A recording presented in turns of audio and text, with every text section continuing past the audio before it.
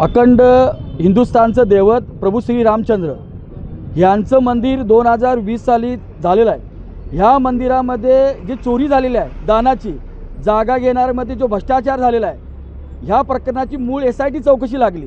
तर ह्या SIT चौकशीमध्ये ज्या लोकांना FIR मध्ये घ्यायला पावतं त्या लोकांना FIR मध्ये घेतलेलं नाही। त्यांचा ड्रायव्हर असतील, त्यांच्या घरगाडी असतील, ह्या लोकांना घेतलेलं आहे। आज आपण बघितलं तर हे जे मुख्य जे आरोपी आहे चंपत राय आणि संजय मिश्रा, ह्या दोघांना राजीनामा द्यायला लावलेला आहे, कारण त्यांचं FIR मध्ये नाव आलेलं नाही। आमचा लढा ह्याच्यासाठीच आहे की ही जी सर्व मंडळी आहेत ही भाजप, विश्व हिंदू परिषद आणि RSSची संघटनित आहेत।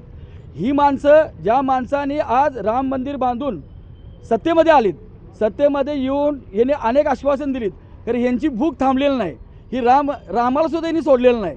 तर येणाऱ्या काळात ह्यांना आज भारत प्रश्न विचारायला आहे की तुम्ही कुठं भ्रष्टाचार करणार आहे। लोकांचे खासदार बळवत आहे, लोकांचे आमदार बळवत आहे, रामाची देणगी बळवत आहे। ह्या सगळ्याला वाचा फोडण्यासाठी आज आमचे पक्षप्रमुख उद्धवजी ठाकरे एकाच वेळी महाराष्ट्रात ह्या आरतीचं आयोजन केलेलं आहे। आणि आम्हाला एकच करायचं आहे की जनतेला जागा करायचं आहे की ह्या जनतेला ह्या सोशल मीडियाच्या माध्यमातून भाजपनं एक अशा पद्धतीने हे केलेलं आहे की यांना लक्षात येणं झाले की काय काय प्रकार होतात। तर येणाऱ्या काळात ह्या भाजप सरकारला जनता माफ केल्याशिवाय राहणार नाही। काय भरती नाही झाली तर फी परत? होय, अगदी बरोबर ऐकलत। आणि आम्ही फक्त आश्वासन नाही तर हमी देतो।